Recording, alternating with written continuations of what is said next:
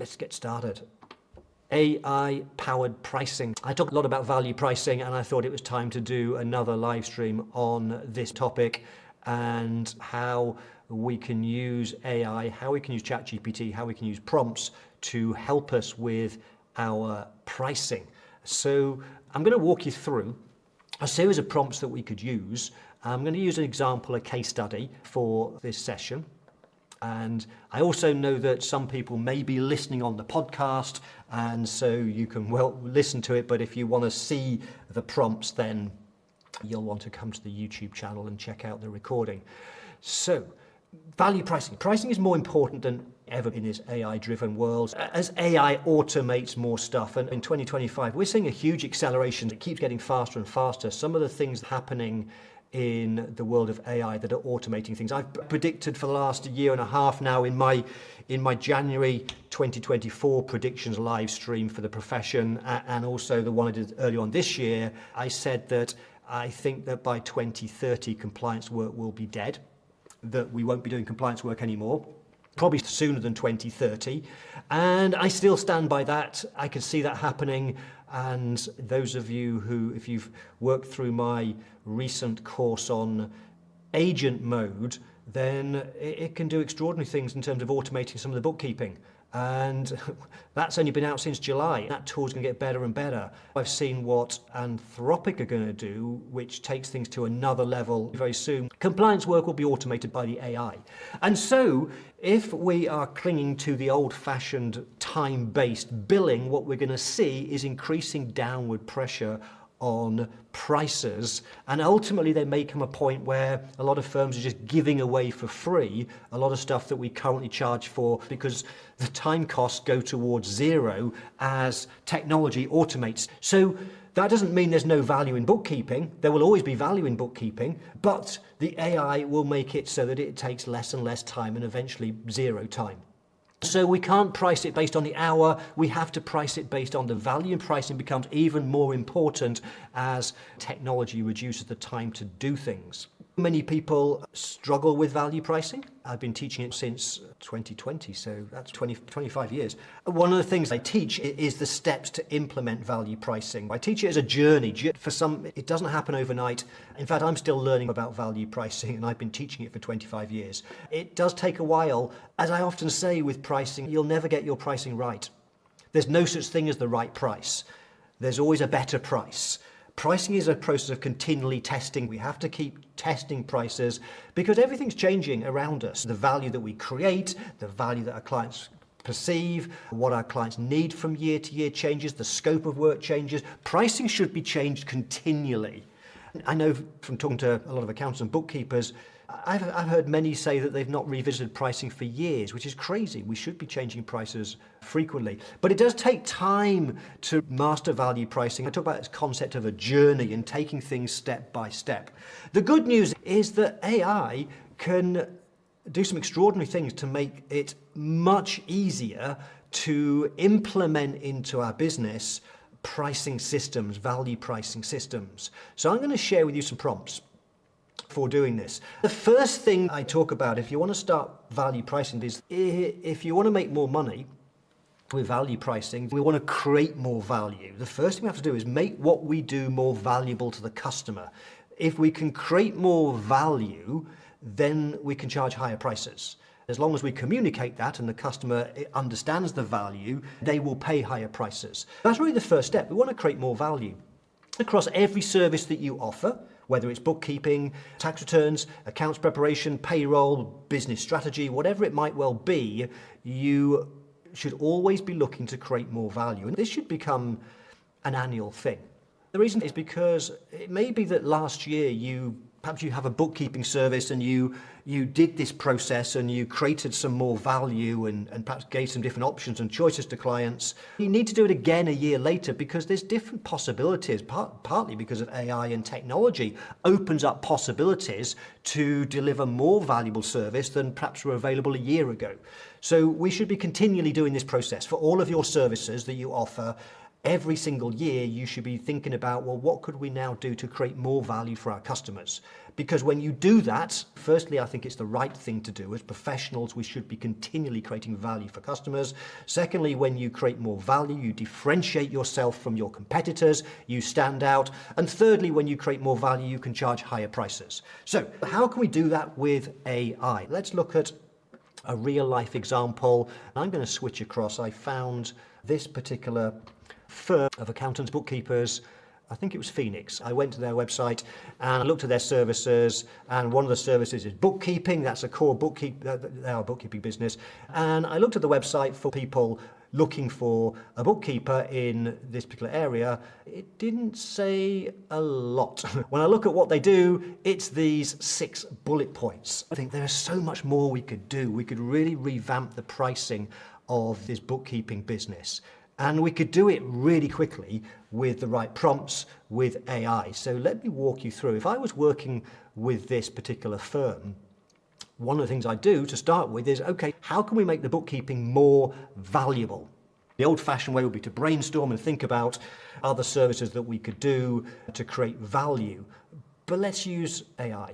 I'm going to run a prompt and go to my prompt library. And if you're a regular, you'll know that people in the Value Pricing Academy, people in the AI Academy have access to this software. I have created dozens of prompts specifically for business owners, specifically for accounting firm owners, bookkeepers, accounting professionals. These are all prompts covering things like pricing, business advisory, marketing, content creation, answering clients' emails. And we're going to look at pricing today. I'm going to look at 4 particular pricing prompts. If I just click my filter and go to the pricing prompts, I'm going to start with one called Add More Value.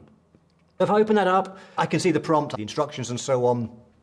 All we need to do with this prompt library is grab the prompt we're going to use. I can copy this prompt as markdown to my clipboard. I'm going to go into ChatGPT and start a brand new chat. And imagine I'm working with this firm, or perhaps I am this firm in the US. All I would need to do is paste in the chat, and then at the end of paste into the chat the prompt, there are some variables. So I always use variables in my prompts, which means that we don't have to edit any of this. We can use this for every service, every single year. We just copy and paste it. It's a system. I call it a prompt template. It's a little mini system that we can use over and over again. I know there are some really smart, forward-thinking accounting firm owners listening today, and you're probably now thinking, oh, I could use this for my clients as well. If you want to do business advisory and create more value for clients, one of the things you could do is help your clients with pricing. You could use this prompt. All you have to do is put in the variables. To save you watching me type, I'm just going to copy and paste in the variables for this case study. So I put in the website, the business. It's this Hartwood bookkeeping business.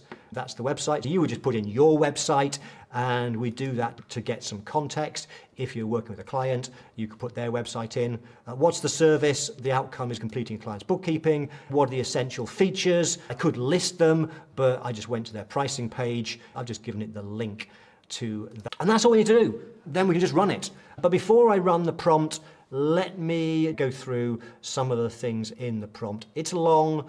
I'm not going to go through it line by line. I just want to pick up on a couple of things. We always start off with prompts at the top. What is the role we want the ChatGPT to play? And by the way, if you use a different AI system like Claude or Gemini, these prompts work just as well. It doesn't have to be ChatGPT for this. You can use the prompts anywhere. I just happen to be using ChatGPT. It's my favorite, and it's what most people use. Regardless, whatever AI system you use, you should always give it a role to play, because you will get a better result. That's basic prompt engineering 101. And so I always build that into my templates. In this case, we wanted to play the role of a product manager, because it's going to help us design a service, make it customer-centric, and improve the features and create more value. We then have the task, firstly, to analyze the website. It's a variable which we put in at the end. If you remember, I put in the website down here. I wanted to visit and review the website to get context on the business, its service offerings, its ideal customers, and use that context to inform every recommendation. Then what I wanted to do is improve the service offering for the website, and this service outcome is bookkeeping. I will provide the essential features, which is the website, this page here. These are the 6 essential features in their bookkeeping service. I want you to be creative. I want you to identify additional features that add clear value for customers and produce a better outcome. I've told it specifically the format that I wanted to put it in, and I've given an example because we know that AI systems are looking for patterns. I've got a few guidelines. I want to make sure it doesn't repeat the things that are already being done. The existing features of the service, that's the things they list on their website, these 6 things. Don't repeat those. I want additional things to add value. I want a numbered list, and I want them to be short and specific. I want it to base its recommendations on what it learns from the website, in other words, what it knows about the business, and also prioritize features that are easy to implement and clearly improve customer outcomes. And then what I've done is I've given it a whole bunch of examples. Large language models look for patterns when you are building your prompts. Building in examples is really powerful because they do look for patterns. They will take those examples and that will help them to build a more consistent, predictable, better. Okay, so that's the prompt. We're going to analyze this bookkeeping business, analyze the business, and then look to figure out what else we can add value to the core service. And so I'm just going to make sure I've got ChatGPT, because we've got GPT-5 now. I'm setting it to instant, simply because we're doing a demonstration. I don't want it to spend half an hour thinking. But you might want to, if you're using GPT-5, you might want to set it to thinking mini, which will take a bit longer to get the output, but you will probably get a better output. And if you want to think longer, you can do exactly that. Or of course you might decide you want to use the old legacy models. Perhaps you prefer the old GPT-4, and so you've got access to those as well if you've turned the setting on inside settings. So anyway, I'm going with instant because I want a fairly quick answer. So let's go with this, and it's going to take a little while because it's going to be reading the website of this bookkeeping business and analyzing. You can see it's saying now, it's searching the web. It's pretty much, here it goes. It's coming out with the answer. Let's see when it's going to come up with. This is interesting. Okay, let's go through a few of them. I won't read them all out. It's suggesting what this business can do. So it currently does transaction entry, reconciliation of bank accounts, credit cards, monthly accruals, etc. The usual sort of bookkeeping stuff. It's suggesting that we could add value to this bookkeeping service with a real-time business health dashboard. So we build a live dashboard. Clients can log into any time, showing key metrics, etc. We could offer quarterly strategic check-ins. We could build in some forecasting and cash flow modeling. We could have alerts and threshold notifications. So in other words, it says we'll configure automated alerts. For example, when cash drops below a threshold, when receivables age beyond a certain number of days. That's debtors if you're in the UK. That's all interesting stuff. I like that. Cleanup sprint for legacy data, process and workflow mapping, client education and training library, monthly summary. I like these. There's 10 ideas. I think these are really good ideas. So what you would then do is have a look through that and decide which ones you like. Which of those do you think you could build into your service? That's the first step. That's the first thing that I always recommend when you're looking to build a pricing system for one of your services. Think about how else can we create more value? How can we make it a more valuable service to our clients? How can we make it more different to what other bookkeepers are doing, what the other accountants are doing? How can we differentiate through what we do? We have to recognize, though, that not everybody is the same. Everybody values things differently, and when you are meeting a potential client or even existing client, we don't know to what extent they value things. At the end of the day, as my friend Ron Baker says, value is in the hearts and minds of customers. Only the customer can determine value. It's not for us to say that everything on that list is valuable to every single client. Some clients might really value a dashboard, some might not. We don't know. So how do we get around that when we're presenting our services? One of the ways we can do it, the one that I've been teaching for 25 years because it's the first thing I did in my accounting firm when I started to implement value pricing in 1999, was to give people choices. Customers love choice. They love options. And one of the best ways of doing that is to give them a choice of different packages, and specifically, yes, you can give 4 packages or 5 options, but 3 is usually the best. There are situations at a more advanced level where you might offer 4 choices or 5, but let's keep it simple for now. I always recommend starting with giving people a choice of 3. And the reason for that is because of something called the magic of 3. And what that means is that when customers are faced with 3 choices, most go towards the middle option. They choose the middle one because it feels safest.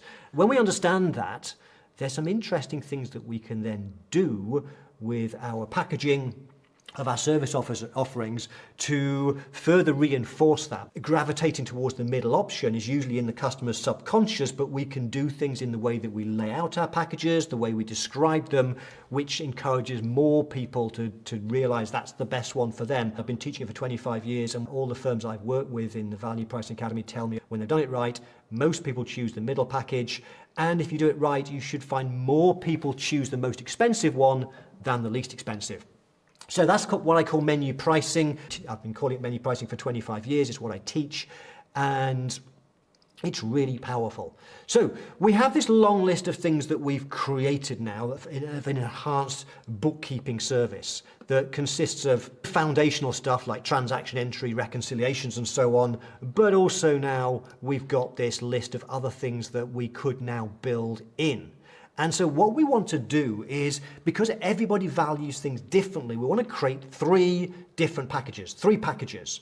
And at the cheapest end, it would be the essential stuff, probably these things here. These would be the things that everybody needs.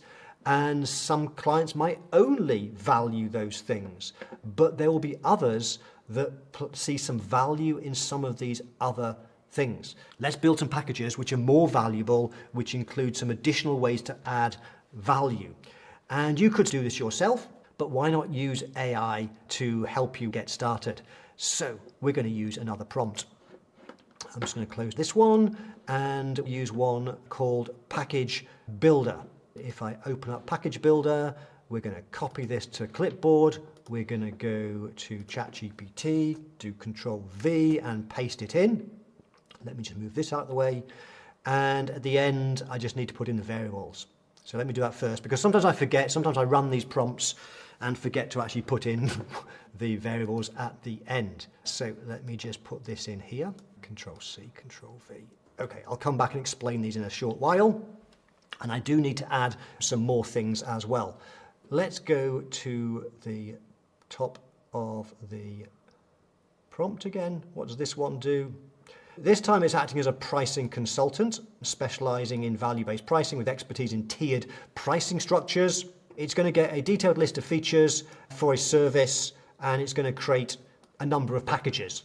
It's going to be 3 in this case because that's the variable I've set. I made that a variable because you might want to create 4 packages or 2 packages or 5 if you wanted to. I don't recommend that, but I always recommend start with 3. And then I've given it some rules, or some rules to follow. So it's going to identify for each of the packages. I wanted to think about a customer avatar and primary outcome they want. When I teach menu pricing, I teach a 7-step framework for menu pricing. There's a process to go through. And one of the most important things to do, which is step 2, is having decided how many packages, let's say 3, before we start building out our packages, it's really important to understand our customers and the different types of customers and what's important to them, their characteristics, their wants, and so on. Because different people will buy different types of stuff.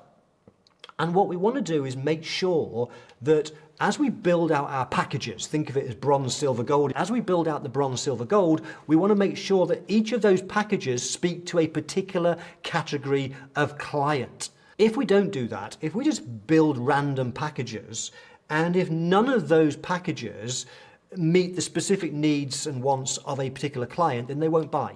So that means we have to start thinking about, and we're talking about bookkeeping here, if we were to segment our customer base into 3 different types of customer and their characteristics, their wants, and so on, what would they be?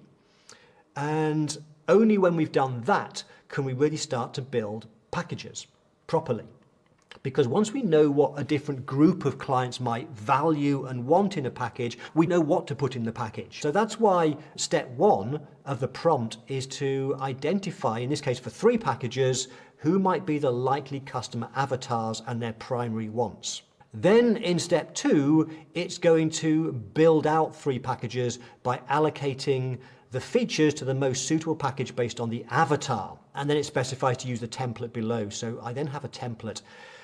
When I create prompts, and these standard template prompts, these little mini systems, as well as examples, it's always a good idea to put templates in there. If you have a template in your prompt, the large language model will follow that template and give you a more predictable output response in the format that you want. So you get predictability, you get consistency, you get a better result. I've just given it a template here as to how I want it to lay out the output. I've specified some examples. That's why a lot of my prompts are very long. Don't be scared by the prompts.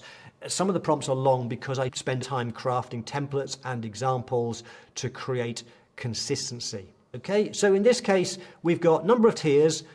I'm going to go for 3, a bronze, silver, gold if you like. Service outcome is to complete the client's bookkeeping. What are the features that we're going to allocate across these 3 packages? Well, I've simply taken the 6 features that this firm already does as part of bookkeeping. I could have just put in the website again. I want to make sure there's complete clarity over this, so I've repeated the features again, plus the additional features from your previous response. So if we go back to the previous response, remember I wanted to add value. It came up with 10 great things, and what you would do with these is decide which ones you would consider implementing into your packages. So I'm going to, rather than reading it, I'm just going to very quickly say, okay, I like the idea of number 1, 2, 3, don't like 4, we'll go with 5, 7, 8, and 9.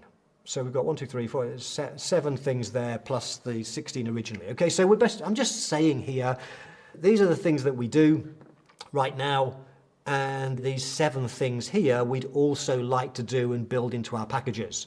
So let's come up with something as a starting point for us. Here we go. Okay, that was fairly quick, but that's because we set it on ChatGPT 5 instant. You could always go a bit slower if you wanted to think deeper. So here we go, packages for a service that completes a client's bookkeeping. And the first step was to look at the customer avatar. So it's suggesting that our first package, our bronze if you like, or essential, might be called Compliance Keeper. And the avatar for this, the most likely customer for our basic bookkeeping, might well be a solo entrepreneur and small business owner who just needs their books up to date and tax filing and compliance. And their desired outcome is accurate, compliant books, ready for tax season with minimal fuss. Important factors: affordability, reliability, accuracy, and time saving. So think about your customer base. Does that sound like a fairly sizable proportion of your customers? And if the answer is yes, then that's probably a really good little avatar for one of your packages. Okay, package number 2. This is growth, the business builder. The avatar here is a small but growing business that wants more than compliance. They want visibility into performance and smarter decisions for their numbers. Desired outcome: clear financial insight to support better management and growth decisions. They want accuracy, insights, and proactive reporting. So do you have clients that want to grow, that want proactive support and help with building their business? Yes, and if so, that's probably a pretty good avatar. And then number 3 is for premium, is the strategic partner. So this might be established or scaling businesses that view bookkeeping as a strategic function. They want integrated reporting, analysis, and guidance to drive profitability and efficiency. The outcome they want is bookkeeping that fuels business strategy, cash flow forecasting, and long-term growth. They value proactive analysis, personal support, real-time data, and premium insights. Do you have clients that would fit? And if so, great. That would be a great avatar and a great way of building a package. It's going to assume the answer to that is yes, that those are 3 good avatars. And so it's now going to build out the packages. Of course, you might want to go back and change this. You might want to say, actually, I don't agree with that. Can we change that? And then it'll rerun the prompt. That's fine. Usually, ChatGPT and other LLMs are pretty good when it comes to building out customer avatars, both for pricing and marketing. So it's going to come up with some suggested packages. We've got our essential one, and it's suggesting a name of the compliance keeper. This package is for small business owners and sole traders who simply want their books done accurately and on time. It ensures complete compliant bookkeeping without unnecessary extras. It's then listing the features, and probably no surprise, I think that's actually the features that this business has. Yep. So I'd agree, that's what I'd have done anyway. They are essential features to put in the entry-level package. If I was advising this firm, the advantage of doing this approach, I'm going to assume from their website, they only offer one package.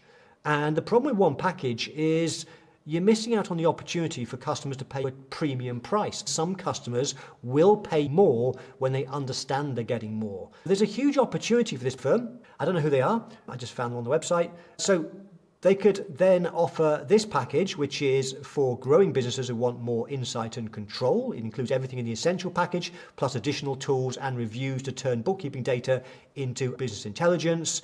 And so it suggests it will add in these additional 4 features. Remember from the first prompt, which came up with ways to add more value, it's suggesting that we should build in the real-time business health dashboard, the quarterly strategic check-ins, the client education and training library, and the what changed monthly summary. I think that sounds pretty good to me. And then finally, package number 3, it's suggesting that for the strategic partner, we might build in forecasting and cash flow modeling, cleanup sprint for legacy data, integration, health monitoring. And forecasting and cash flow modeling, I would agree with that one. And that third one as well, I think would be a good one to build in at the top package. This prompt then builds out your packages. So we can now go further. And those of you that are in the Value Pricing Academy that understand the 7-step framework I teach, we could run more prompts to go deeper on this, because we've got some reasonably good descriptions here. But with value pricing, the most important thing is communication. It's how we communicate to clients. Words are so important, and having good quality descriptions with the right words are really powerful. If you want to put your packages on a website, for example, I've seen some people put their packages there and it's full of all these tables of ticks. They're really complicated tables. And if you put something complicated on your website, you just confuse people. So by all means, put your packages on there, but keep it simple. The real focus is the value to the customer. And in terms of packages, it's that description that's really important. It's helping clients to understand the benefit of each package. What's key about that package? Yes, you can put loads of items with ticks and crosses, but if you put too much, it just confuses people. Save that for the conversation you have, the face-to-face conversation, the Zoom meeting. Words are really important. Okay, so that's that particular prompt.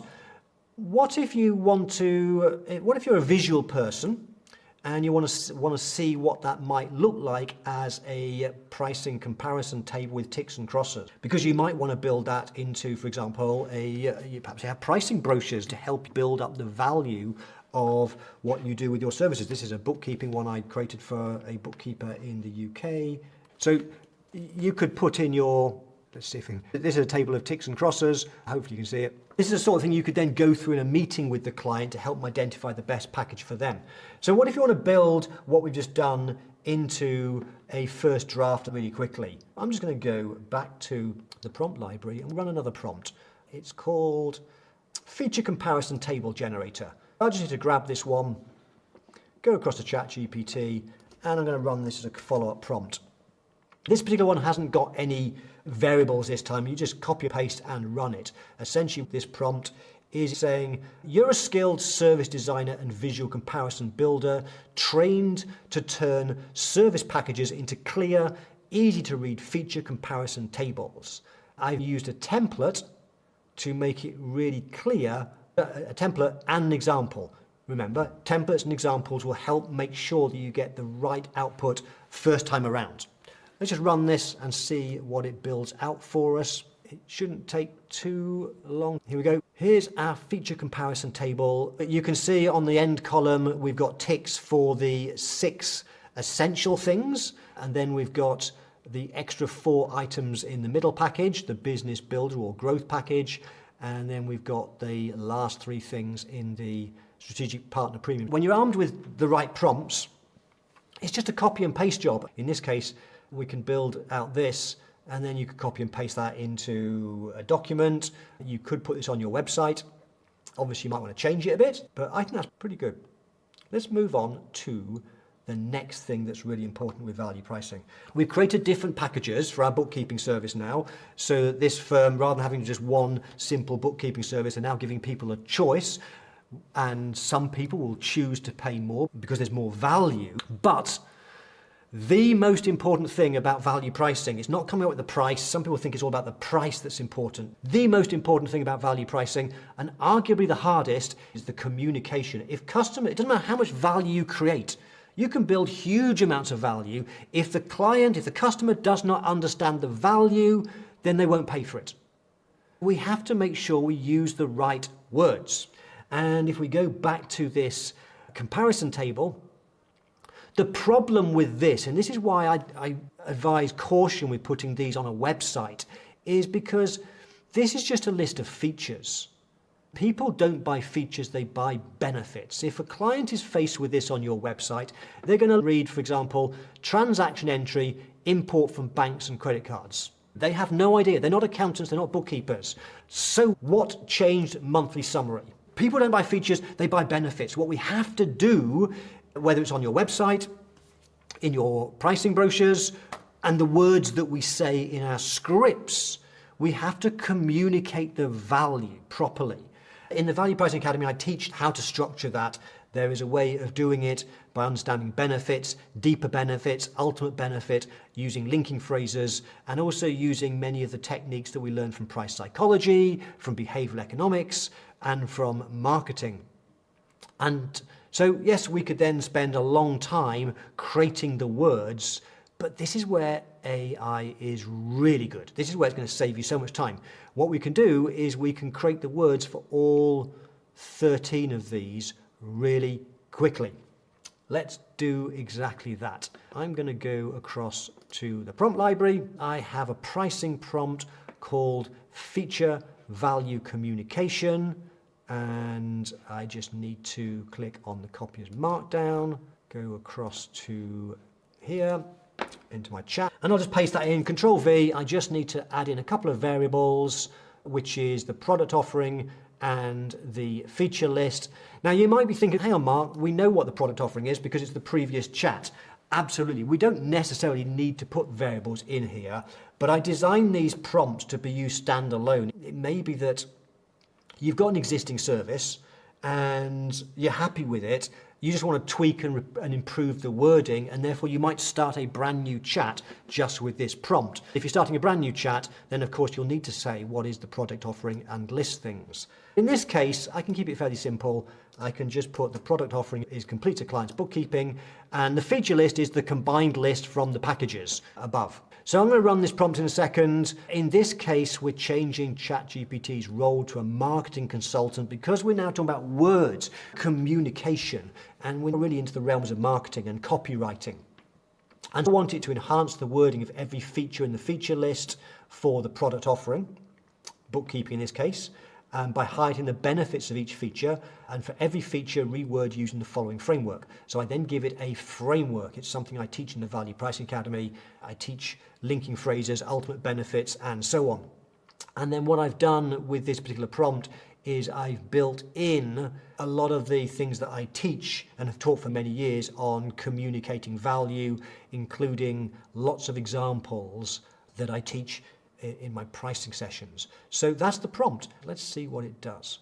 And it shouldn't take too long to do. But if we compare it to where we started this, so imagine that you're consulting with this business here, or perhaps this is your business. If you look at this page here, if a business owner comes to this page, there is nothing that talks much about the benefits of what they do. Particularly here, when you get to the bookkeeping service, it's a bit vague and wishy-washy. No matter where your business is in growth, we can tailor these basic functions to suit your needs. These things which nobody values other than accountants and bookkeepers, we know what they mean. But business owners have no idea what those things mean to them. They won't see any value here whatsoever. They'll probably then just go and explore other websites. So you've lost a potential client. Let's make sure that our websites and our brochures have the right wording. It built out, for everything in our table, it built out some really good words. So let's take monthly accruals. We apply accrual accounting adjustments to match income and expenses to the correct periods. This ensures your financial results reflect the true performance of your business. This means you avoid misleading profit figures that can cause poor decision making or cash flow strain.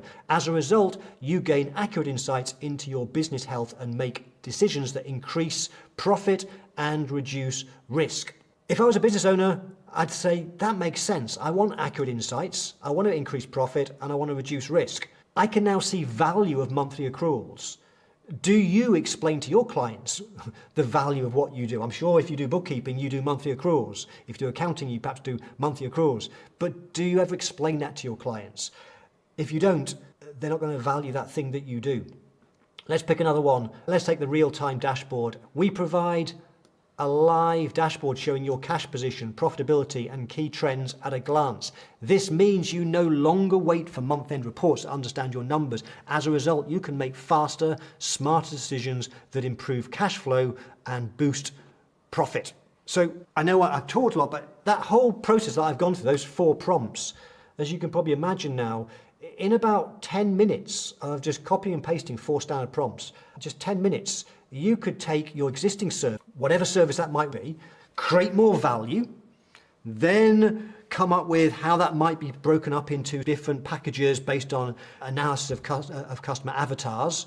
Then you could, if you want, create a comparison table, and then the bit that's really time consuming, I think, because I know when I write pricing brochures, it takes a long time to come up with the right words in the right framework and structure that properly communicates value and benefit. And we can do all of that. What might have taken me a day can be done in about 10-15 minutes with the right prompts. So going back to the prompt library, I know some of you use the prompt library. If you don't have access to the prompt library, how can you get access to it? We make it available to Value Pricing Academy members and also to members of the AI Academy. We've talked a lot about pricing systems. There are so many more things that we can do with AI, with building our pricing systems. Just to give you a flavor of some other things that we can do. Firstly, we can drill down all that stuff we've done so far and refine things. We can refine descriptions of the packages, which are powerful.